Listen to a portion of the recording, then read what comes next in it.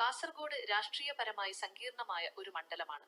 മതപരവും സമുദായപരവുമായ ഘടകങ്ങൾ വോട്ടിംഗ് രീതികളെ കാര്യമായി സ്വാധീനിക്കുന്നു. പ്രാദേശിക വിഷയങ്ങളും വികസന കാര്യങ്ങളും തെരഞ്ഞെടുപ്പുകളിൽ പ്രധാന പങ്കുവഹിക്കുന്നു. കാർഷിക മേഖല കാസർഗോഡിലെ പ്രധാന വരുമാന മാർഗങ്ങളിൽ ഒന്നാണ്.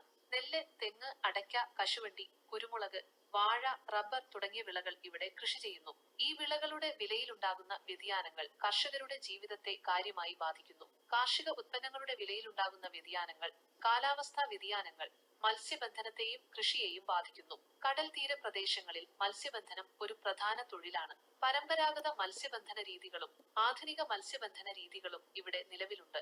കാസർഗോഡ് നെയ്ത്ത് വളരെ പ്രസിദ്ധമാണ്. പരമ്പരാഗത രീതിയിലുള്ള നെയ്ത്ത് ഇവിടെ നിലനിൽക്കുന്നു. കയർ വ്യവസായവും ഇവിടെ കാണപ്പെടുന്നു. കാസർഗോഡിലെ ബേക്കൽ കോട്ട പോലുള്ള ചരിത്രപരമായ സ്ഥലങ്ങളും മനോഹരമായ കടൽ തീരങ്ങളും ടൂറിസം മേഖലയ്ക്ക് വളരെയധികം സാധ്യതകൾ നൽകുന്നു. ടൂറിസം മേഖല വളരുന്നതിനനുസരിച്ച് ഇതുമായി ബന്ധപ്പെട്ട തൊഴിലവസരങ്ങളും കൂടുന്നു. കേരളത്തിലെ മറ്റ് സ്ഥലങ്ങളെ പോലെ കാസർഗോഡ് നിന്നും ധാരാളം ആളുകൾ വിദേശ രാജ്യങ്ങളിൽ ജോലി ചെയ്യുന്നു.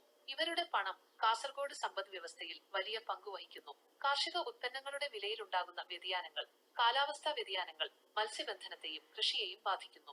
കാസർഗോഡ് നിയമസഭാ മണ്ഡലത്തിൽ ഇന്ത്യൻ യൂണിയൻ മുസ്ലിം ലീഗിന് IUML നീണ്ട കാലത്തെ വിജയ ചരിത്രമുണ്ട്. BJPയുടെ വോട്ട് വിഹിതം വർദ്ധിക്കുന്നുണ്ടെങ്കിലും നിയമസഭാ സീറ്റുകൾ നേടുന്നതിൽ അവർക്ക് സ്ഥിരതയില്ല. കാസർഗോഡ് ജില്ലയിൽ പ്രത്യേകിച്ച് മഞ്ചേശ്വരം മണ്ഡലത്തിൽ BJP കഴിഞ്ഞ കുറച്ച് തിരഞ്ഞെടുപ്പുകളിൽ ശക്തമായ മുന്നേറ്റം നടത്തിയിട്ടുണ്ട്.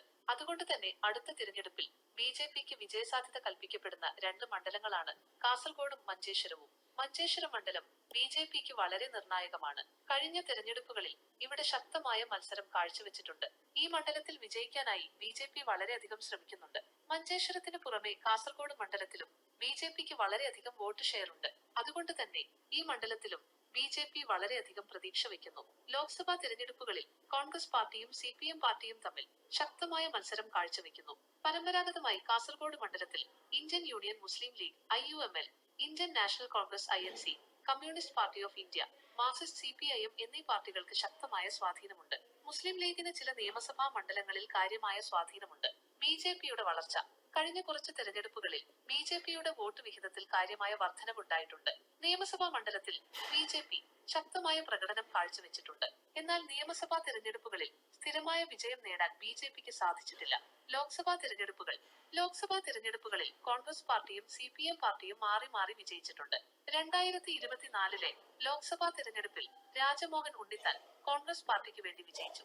നിയമസഭാ തിരഞ്ഞെടുപ്പുകളിൽ Indian Union Muslim league IUML ശക്തി കേന്ദ്രങ്ങളിൽ വിജയം നിലനിർത്തുന്നു. 2021 നിയമസഭാ തിരഞ്ഞെടുപ്പിൽ നെല്ലിക്കുന്ന IUML സ്ഥാനാർത്ഥിയായി കാസർഗോഡ് മണ്ഡലത്തിൽ വിജയിച്ചു. ശ്രദ്ധേയമായ കാര്യങ്ങൾ: പ്രാദേശിക വിഷയങ്ങൾ, ജനസംഖ്യാ മാറ്റങ്ങൾ, ദേശീയ രാഷ്ട്രീയ പ്രവണതകൾ എന്നിവയെല്ലാം തിരഞ്ഞെടുപ്പ് ഫലങ്ങളെ സ്വാധീനിക്കുന്നു.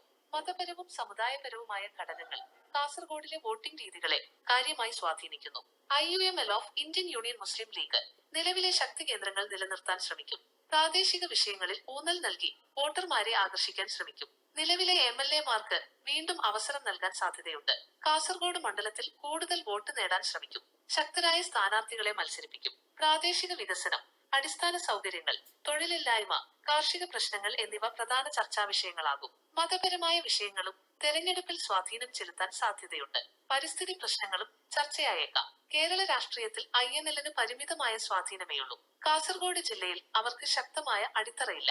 INL ഇടതുപക്ഷ ജനാധിപത്യ മുന്നണിയുടെ LDF ഭാഗമാണ്. കാസർഗോഡ് ജില്ലയിൽ IUMLന് ശക്തമായ അടിത്തറയുള്ളതിനാൽ INLന് കാര്യമായ മുന്നേറ്റം നടത്താൻ സാധ്യത കുറവാണ്. LDF സഖ്യത്തിന്റെ ഭാഗമെന്ന നിലയിൽ LDFന്റെ വോട്ടുകൾ ലഭിക്കുകയാണെങ്കിൽ അവർക്ക് ചെറിയ സ്വാധീനം ചെലുത്താൻ സാധിക്കും. എന്നാൽ നിലവിലെ സാഹചര്യത്തിൽ INLന് കാസർഗോഡ് നിയമസഭയിൽ വലിയ സ്വാധീനം ചെലുത്താൻ സാധ്യതയില്ല. LDF സഖ്യത്തിലെ അവരുടെ പങ്കനുസരിച്ച് ഭാവിയിൽ ചില മാറ്റങ്ങൾ ഉണ്ടായേക്കാം. കാസർഗോഡ് മണ്ഡലത്തിലെ 2016, 2021 നിയമസഭാ തിരഞ്ഞെടുപ്പ് ഫലങ്ങളുടെ മലയാളത്തിലുള്ള വിശകലനം താഴെ നൽകുന്നു. 2021 നിയമസഭാ തിരഞ്ഞെടുപ്പ് ആകെ വോട്ടർമാർ 2,01,812. IUML of Indian Union Muslim League Nellikkunnu 63,296 വോട്ടുകൾ, 43.80%. BJP of Bharatiya Janata party Srikanth 50,395 വോട്ടുകൾ, 34.88%. INL Indian National League A Latheef 28,323 വോട്ടുകൾ 19.60%. വിജയ മാർജിൻ 12,901 വോട്ടുകൾ 8.92%. പോളിംഗ് ശതമാനം 70.87%. 2016 നിയമസഭാ തിരഞ്ഞെടുപ്പ് ആകെ വോട്ടർമാർ 1,88,906. IML of Indian Union Muslim League Nellikkunnu 64,727 വോട്ടുകൾ 44.72%. BJP of Bharatiya Janata party Ravisha തന്ത്രി കുണ്ടാർ 56,120 വോട്ടുകൾ 38.77%. INL Indian National League A Ameen 21,615 വോട്ടുകൾ 14.93%. വിജയ മാർജിൻ 8,607 വോട്ടുകൾ 5.95%. പോളിംഗ് ശതമാനം 76.62%. വിശകലനം IML സ്ഥിരമായി കാസർഗോഡ് മണ്ഡലം നിലനിർത്തുന്നു. എന്നിരുന്നാലും 2016 അപേക്ഷിച്ച് 2021 വോട്ട് ശതമാനത്തിൽ നേരിയ കുറവ് സംഭവിച്ചിട്ടുണ്ട്. പക്ഷെ വിജയത്തിന്റെ മാർജിൻ കൂടിയത് കാണുവാൻ സാധിക്കുന്നു. BJP കാസർഗോഡ് മണ്ഡലത്തിൽ കാര്യമായ വളർച്ച കൈവരിച്ചു. പക്ഷെ 2021 തെരഞ്ഞെടുപ്പിൽ ശതമാനത്തിൽ കുറവ് കാണുന്നു. പക്ഷെ രണ്ടാം സ്ഥാനത്തിൽ വലിയ സ്വാധീനം ചെലുത്താൻ അവർക്ക് സാധിക്കുന്നുണ്ട്.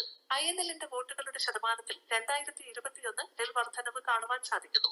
വോട്ടിംഗ് ശതമാനത്തിലെ കുറവ് 2016 76.62% പോളിംഗ് ശതമാനം 2021 70.87% കുറഞ്ഞു.